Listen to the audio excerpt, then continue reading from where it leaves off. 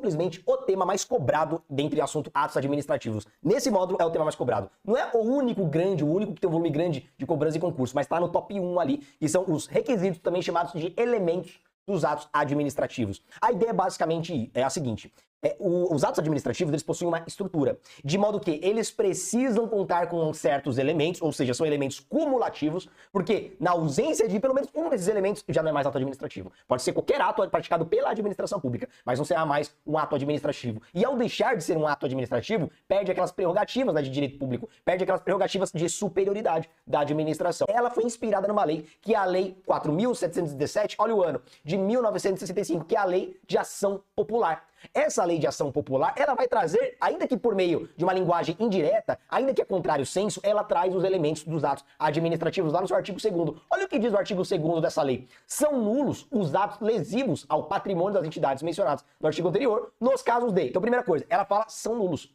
Lembra do que eu falei no bloco anterior? Se é nulo é porque é algo ilegal. Ou seja, se faltar algum dos requisitos, alguns dos elementos dos atos administrativos, nós estaremos diante de um vício de validade. Lembra daquelas 3 espécies ali que nós falamos? Validade, eficácia e por aí vai? Então vejam, perceba que, portanto, se cair no seu concurso, a ausência de um dos elementos no ato administrativo acarreta na sua invalidade. Olha que interessante. Aí traz o primeiro caso, incompetência. Se incompetência torna um ato nulo, então um dos requisitos é a competência. Segundo, vício de forma. Se o vício de forma torna o ato nulo, então um dos elementos é a forma. Letra C, ilegalidade do objeto. Então tem que ser um ato administrativo com base na lei, que é o elemento tipicidade.